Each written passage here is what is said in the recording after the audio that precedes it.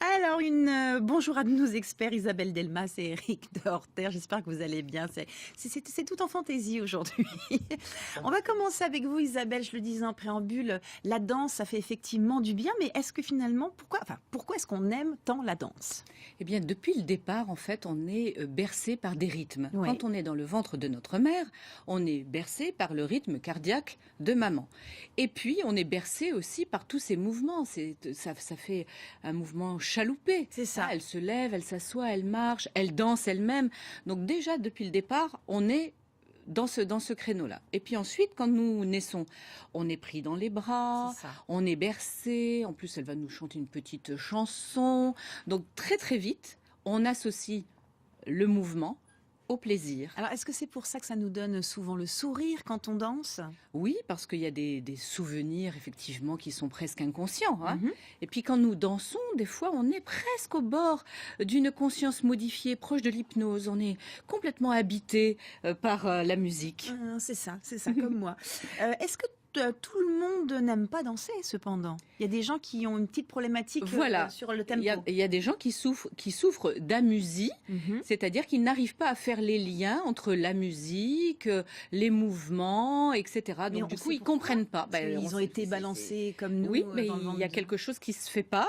Du C'est coup, ça, ils oui. n'arrivent pas à faire la jointure, les Est-ce que ça connexions. se soigne? Parce que moi, j'ai un ami qui souffre un petit peu de ça. Donc, si on avait un tuyau... Eh bien, je ne pense pas. Je crois que vraiment, quand on a ce réel problème, c'est difficile de se rééduquer. On peut peut-être gagner un petit peu du terrain. mais pas... on dit aussi que la danse renforce sa confiance en nous, en son estime de soi. Bien oui, parce que finalement, qu'est-ce qu'on fait? On va être en harmonie avec ce que l'on ressent et l'expression de son corps. Oui. Alors on a vu que la musique fait du bien au cerveau, par Mhm. exemple. Alors la danse, ça va lier finalement ce plaisir au niveau du cerveau. On va fabriquer des endorphines. Et puis, avec le corps, c'est-à-dire l'acceptation de bouger son corps. Ça va, soit on a déjà confiance en soi, et évidemment, on va aller danser facilement, soit on n'a pas confiance en soi, on fait de la danse, ou de la danse seule, ou de la danse à deux, et là, ça va donner confiance en soi. C'est dommage, Isabelle, qu'on ait arrêté de danser les slow, parce que pour l'estime de soi, c'était drôle. Enfin, ou pas d'ailleurs.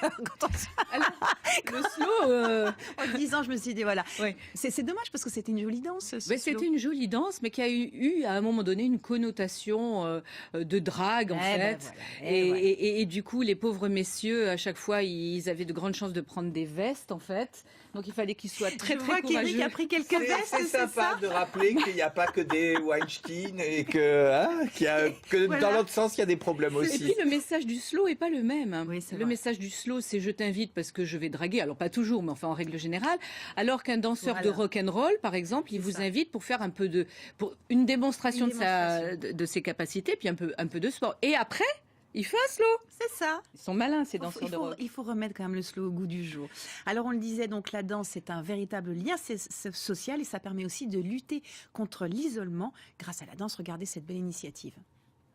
Tu t'enlèves, tu viens te placer, vraiment regard loin devant. Elle danse sous l'œil expert de Pierre Jalot. Grâce au conseil du chorégraphe, ces 6 femmes préparent une performance. Elle la travaille depuis le mois de novembre, dans le cadre d'un stage réservé à des femmes isolées. Le but étant de surmonter ces problèmes de santé ou de chômage par exemple. Le fait de reconnecter la tête et le corps dans une création commune comme ça permet de se rééquilibrer tout simplement. Et le fait de le faire en collectif et non plus en isolé, ça c'est hyper positif. Voilà. Elle travaille une chorégraphie partiellement improvisée. De quoi se mettre en danger. C'est une mise en péril tout le temps sur un fil que ça se joue, surtout quand on est en improvisation. Une véritable gageure qui peut permettre à ces danseuses amatrices d'être davantage actrices de leur vie et de bâtir un projet professionnel. C'est une belle idée, hein. Donc c'est un vrai mécanisme pour lutter contre le stress et donc la dépression. Ah oui, la dépression. 8 semaines de pratique de danse à raison de 3 heures par semaine Oui. peut avoir autant d'efficacité que certains antidépresseurs. Ah oui, quand même. Donc c'est quand même important. Il y a des études récentes qui prouvent en tout cas que ça permet de lutter aussi contre la maladie d'Alzheimer. Ça va faire appel à certaines connexions parce que quand vous dansez, vous êtes obligé de mémoriser vos pas, par exemple, de les harmoniser avec votre Bien sûr. partenaire, les harmoniser avec la musique.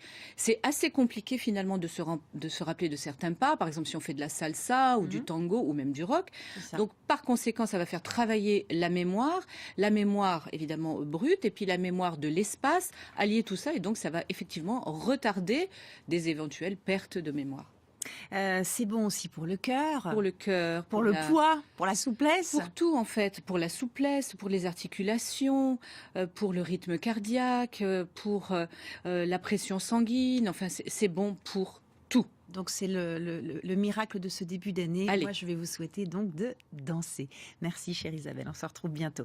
Un message pour nos experts. Eh bien, n'hésitez pas à leur laisser un message sur la boîte vocale de l'émission. Nous nous ferons un plaisir de leur transmettre.